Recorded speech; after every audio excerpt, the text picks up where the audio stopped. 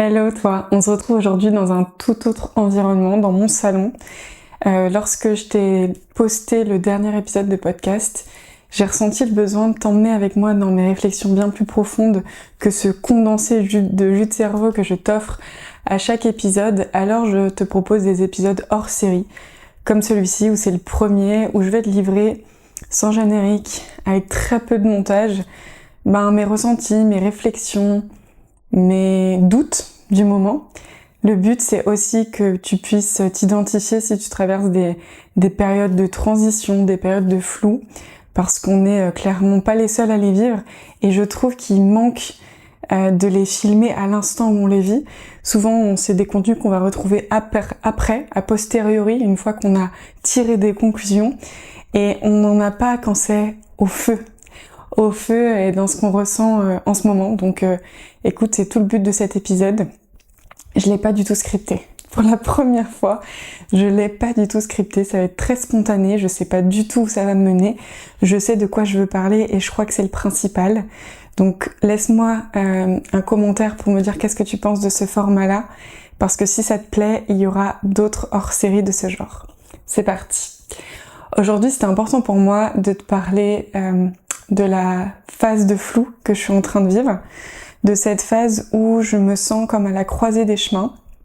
Et pour ça, je suis obligée de te faire un récapitulatif très rapide de ce que j'ai accompli cette première année d'entrepreneuriat. Ça fait 1 an maintenant que j'entreprends, et en 1 an, j'ai l'impression d'avoir vécu 10 ans. En fait, la notion du temps, quand on entreprend, je trouve qu'elle n'est plus du tout la même. À la fois, on a l'impression qu'il se passe énormément de choses dans notre vie, et en même temps, il y a une sorte de durée dans la journée où tu as l'impression que tes journées sont vraiment très longues, où tu peux faire beaucoup plus de choses. Enfin, la notion de temporalité n'est plus du tout la même. Et pendant cette année-là, j'ai eu la chance d'avoir une année entrepreneuriale qui s'est extrêmement bien passée. J'ai eu assez rapidement des premières clientes dans le personal branding, qui était à ce moment-là un moyen pour moi d'entrer dans l'entrepreneuriat. Je n'ai jamais voulu faire du personal branding. Ce que je voulais, c'était entreprendre, et je me suis servi du personal branding pour entreprendre. Donc j'ai évidemment une première offre que j'ai complétée au fur et à mesure avec les mois, avec les clients, que j'ai augmenté en tarifs, que j'ai augmenté en temps. Bref, cette première offre individuelle, elle a vécu et elle a respiré au fur et à mesure aussi de ma propre évolution. Et au bout de 3 mois d'activité, j'ai commencé à réfléchir à la suite, à me dire mais finalement, toutes tes clientes idéales se ressemblent et ce serait vraiment chouette de les regrouper ensemble. Et donc je me suis fait accompagner pour créer un programme de groupe. Un programme de groupe sur lequel en réalité j'avais énormément anticipé. Là, c'était vraiment la version de moi du futur qui s'est donné cette ambition de créer du groupe, alors même que j'avais genre 3 mois d'expérience en individuel, autant te dire pas grand chose. Mais je sais pas, tu sais, c'est ce truc où ça m'appelait, où je sentais que j'en avais envie, donc j'y suis allée. Et sans regret, franchement, j'ai fait un pas de côté vis-à-vis de ma cible habituelle, et je suis allée viser une cible à l'époque que j'avais très peu dans mon audience, qui était une cible plus avancée, d'ailleurs pour certaines plus avancées que moi, mais je sentais que j'avais quelque chose à apporter, même si elles étaient plus avancées, sans forcément exactement mettre des mots. Je me souviens que j'ai essayé de dupliquer ce que je faisais en individuel sur du collectif. Évidemment, ça n'a pas fonctionné parce que la dynamique de collectif est différente, mais aussi parce que je sentais que ma cible était en train d'évoluer. Et donc j'étais moi dans une première phase en train de grandir, donc ça c'était en décembre de l'année dernière. Je sentais qu'il y avait quelque chose qui s'était déverrouillé sur ma capacité à aller accompagner des gens qui étaient plus avancés que moi. Je le voyais aussi qu'en individuel c'était en train de changer, que j'avais réussi à atteindre, en augmentant mes tarifs, des personnes que jamais, au grand jamais, je pensais pouvoir un jour atteindre. Donc il y a eu un premier verrou, il y a eu un premier champ des possibles qui s'est ouvert fin d'année dernière, début de cette année. Et ensuite, ça a été l'autoroute de ma réussite, c'est-à-dire ce programme collectif, j'arrive à le remplir dès la première édition. Je me dis sur le moment que c'est un coup de chance, et en fait je réalise de toutes les actions que j'ai mis en place, et je suis profondément heureuse de voir les femmes entre elles, parce que c'est un programme 100% féminin. Enfin, c'est une expérience, comme j'aime le dire, créer une cohésion, elles sont maintenant extrêmement soudées, il y a une dynamique de groupe, le groupe WhatsApp ne fait que que d'être actif, et je me dis attends, c'est moi qui suis à l'origine de tout ça. Donc il y a un peu ce truc où j'ai été à fond la tête dans le guidon, et en même temps je prenais de la hauteur de temps en temps et de me dire oh, wow, en 1 an seulement. Vous savez, parfois quand je parle avec les gens, ils me disent ça fait que 1 an, je dis oui ça fait que 1 an. Et donc maintenant on revient dans le présent. Donc j'en suis à un stade où, si tu veux, normalement ça roule quoi, hein, logiquement ça roule. Et pour autant, cet été j'ai eu une période personnelle assez difficile où j'ai vécu 2 deuils consécutifs. Je crois qu'il y a eu de ça, mais si je suis vraiment honnête aussi avec moi-même, il y a eu aussi cette impression de plus avoir de nouveaux challenges.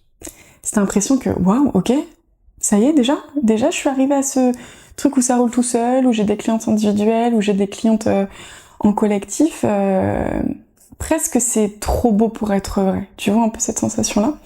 Et donc, comme je ne suis pas quelqu'un qui aime stagner, eh bien, j'ai essayé un peu de comprendre, en fait, qu'est-ce qui faisait que je commençais à ressentir un mal-être, c'est trop fort, mais en tout cas, un manque d'appel. Tu sais, ce truc où ça te fait vibrer, où tous les matins t'as envie de te lever.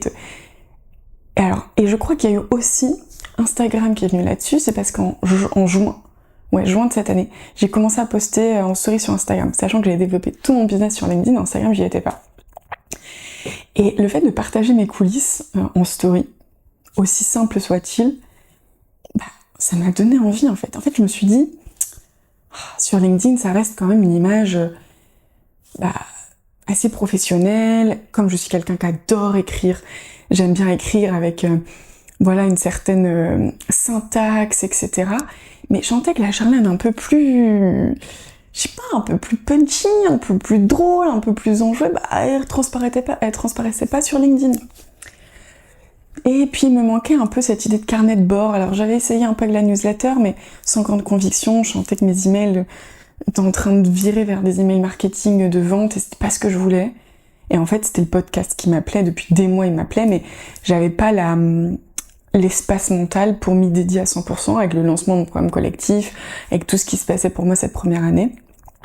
Donc cet été, suite à ces 2 décès-là, je me dis je lance mon podcast. Donc c'est les 3 premiers épisodes que tu as peut-être déjà vus, et si c'est pas le cas, que je t'invite à regarder. Et puis je me dis ça y est en fait, ce truc-là, cet élan-là qui te manquait, cette idée de partager peut-être vraiment toutes tes facettes, tu vas le trouver dans le podcast. Et je réalise que dans le podcast, c'est mon jus de cerveau essoré. C'est mes réflexions qui sont quotidiennes bien sûr, mais où j'ai déjà eu des conclusions, où tu vois, j'ai pris de la hauteur et tout, mais j'ai pas d'espace où je peux te partager ce que je ressens là en ce moment. Mes doutes, mes questionnements, où j'accepte en fait ma vulnérabilité, alors que c'est ce que je prône. Mais en réalité, je le faisais pas. Pas dans mon essence. Je pouvais le faire de temps en temps sur un post LinkedIn, te dire que là, en ce moment, je traverse une période un peu difficile, mais sans rentrer dans énormément de détails, sans te partager ce que là je ressens à l'instant T. Parce qu'on dit tous, oui, pour pas perdre en crédibilité, tu peux partager ta vulnérabilité, mais une fois qu'elle est digérée. Mais non, en fait.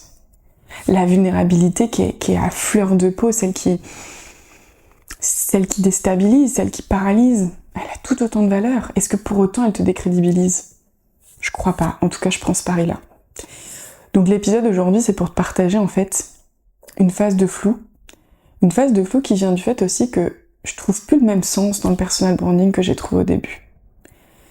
Au début, j'avais une approche extrêmement marketing, communication du personal branding pour t'aider en fait à gagner en visibilité, à vendre tes offres, bien évidemment, puisque c'est toujours l'objectif final.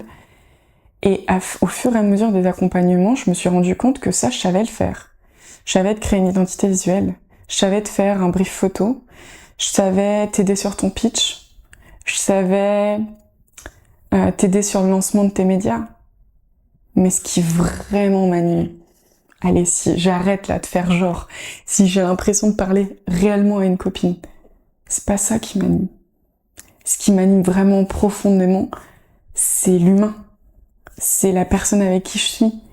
C'est comprendre comment elle fonctionne, l'histoire qu'elle a, et comment tout ce qu'elle est, son histoire, sa personnalité, ses valeurs, ses convictions, son image, ces failles, ces peurs, on peut en faire un univers entier. Et les permissions, en fait, que je leur donnais, alors même qu'elles étaient dans leurs mains. Et tu vois cette sensation que quand la personne en face de toi, elle te dit « Ce que tu m'as apporté, c'est enfin oser être moi », j'ai les frissons, quoi. Parce que je crois qu'en fait, il est là, mon combat. En fait, je crois que je me suis trompée. C'est ce que je me dis, là, maintenant.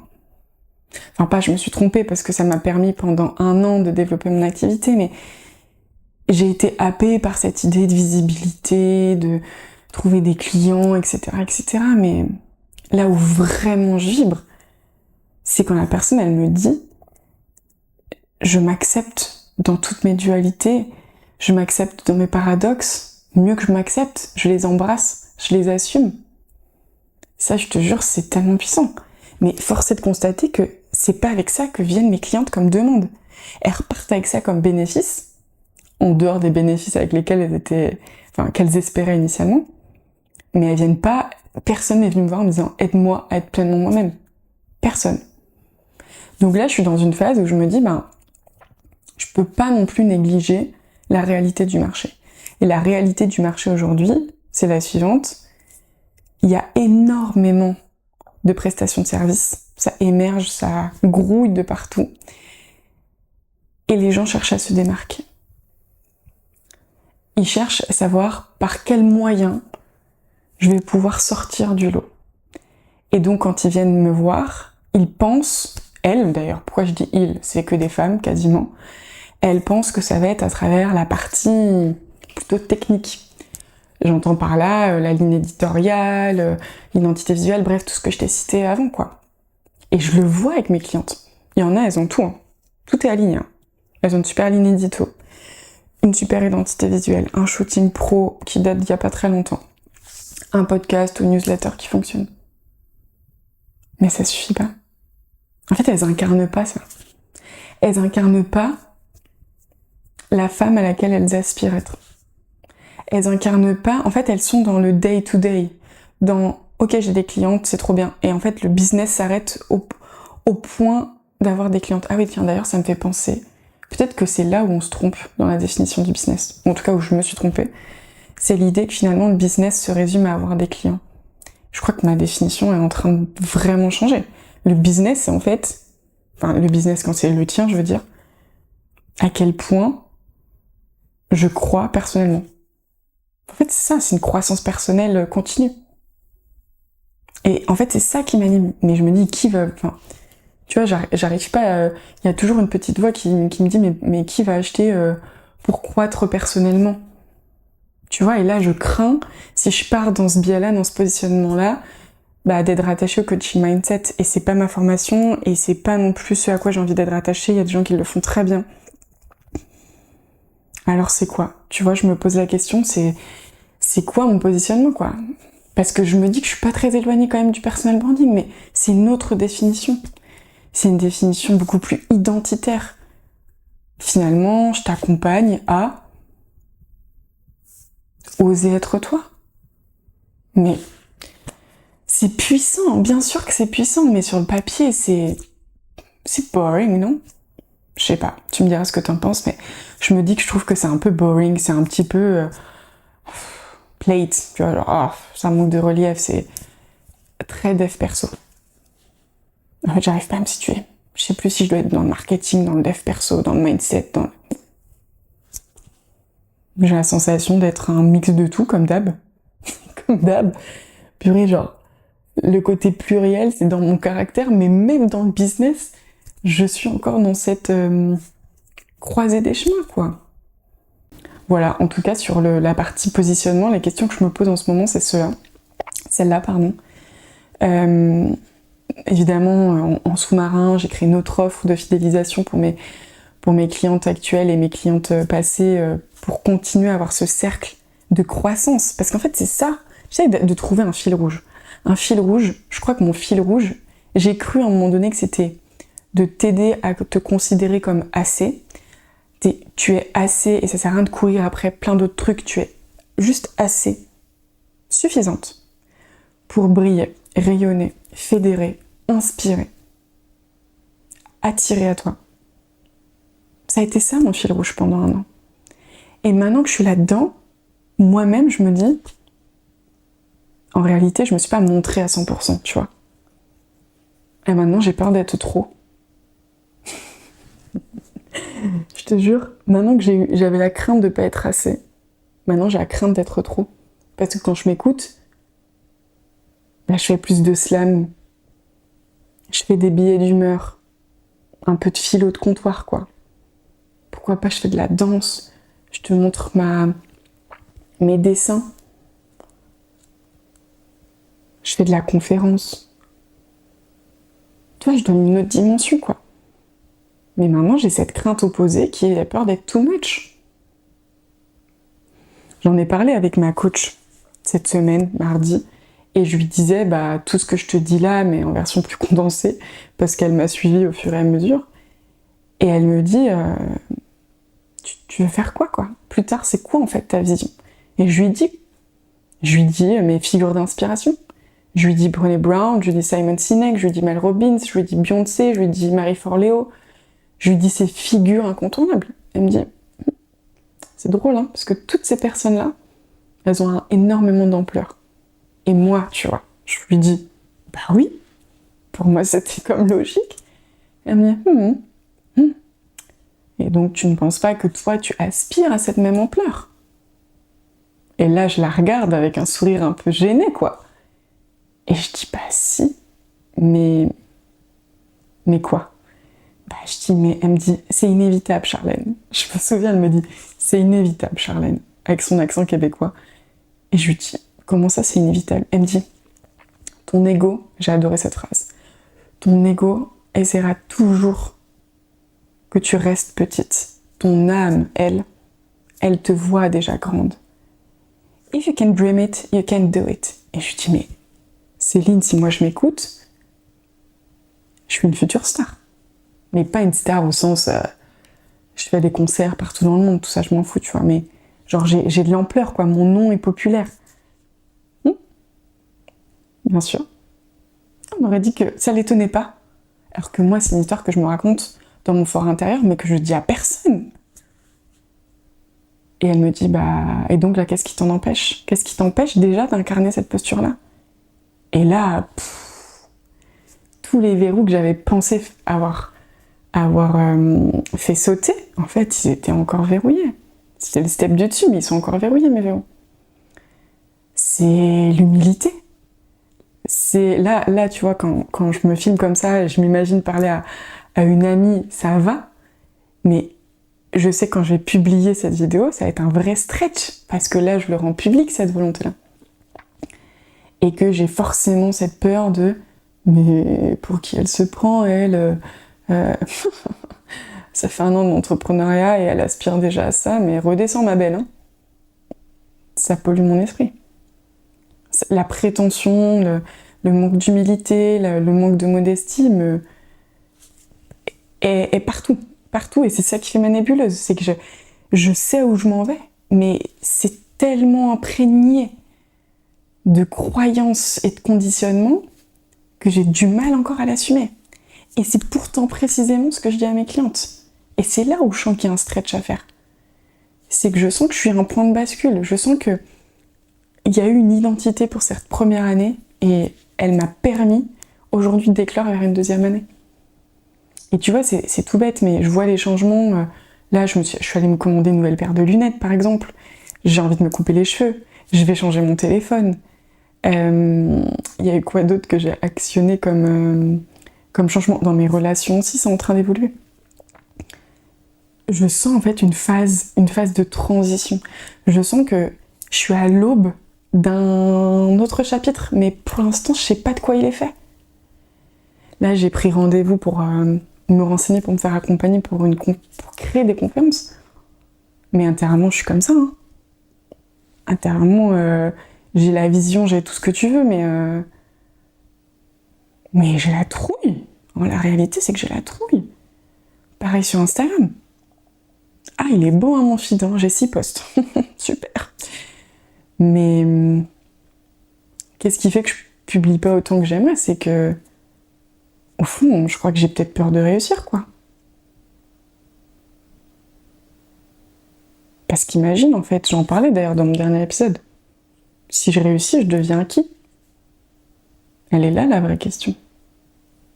Si je réussis, je deviens qui? Parce que, tu vois, c'est la sensation que j'ai eue aussi quand j'étais dans mon entreprise, la dernière grosse boîte dans laquelle j'étais. Une grosse boîte de cosmétiques, je veux pas citer là, mais enfin, tu peux très rapidement la retrouver si tu vas sur mon profil LinkedIn. Bah, j'avais tout, quoi. Enfin, j'avais un bon salaire, j'avais réussi sur le papier. Et je me suis pas reconnue. Et je crois que, tu vois, il y a peut-être un schéma répétitif là. Un schéma répétitif de moi, reste à ta petite place. Tu seras plus confortable comme ça. Parce qu'en fait, réussir, ça veut dire... ça bouscule quoi dans ma vie actuelle? Plein de choses. Mais aussi ce que j'ai décidé que ça bouscule. Et c'est à moi aussi de le définir. Et de sortir de cette histoire que je me raconte. Ouais. Voilà, globalement, ce que je voulais te partager, cette phase de... cette nébuleuse. Si jamais ce format-là, alors du coup, qui est pas du tout structuré, ça, j'ouvre des tiroirs, j'enferme, j'ai des hésitations, je regarde partout sauf sur l'objectif, mais parce qu'en fait, je suis en phase de réflexion quand je te parle. Si ce format-là, beaucoup plus spontané, te plaît, t'aide aussi, écoute, j'en ferai d'autres. J'en ferai d'autres parce que même si je ne vis pas des phases de transition comme celle-là tout au long des prochains mois, je vivrai d'autres phases de doute. J'ai mon prochain lancement de mon programme collectif qui va arriver dans les prochains mois. Je suis certaine que j'aurai des doutes. Si je me lance dans les conférences, j'aurai probablement aussi beaucoup de doutes. Donc, ça me sert en même temps de journal. Je me dis que ça peut être aussi ça le but, de me souvenir. En fait, de me souvenir dans quel état j'étais. Et puis, si toi, ça t'aide, écoute, tant mieux. J'ose espérer que ça puisse te permettre de te dire que tu n'es pas seule, que moi aussi je traverse ces moments-là et que je suis certaine qu'on est plusieurs à le faire. Alors voilà, je vais terminer ainsi, sans slam, sans musique. C'était vraiment quelque chose que je voulais le plus sincère et surtout spontané et naturel possible. Et puis, dis-moi en commentaire sur Instagram ou sur LinkedIn ce que t'en as pensé. Franchement, c'est un exercice qui est encore vraiment extrêmement différent des épisodes que je fais. Mais je crois que c'est peut-être ça les premières réponses à la suite. Kenavo.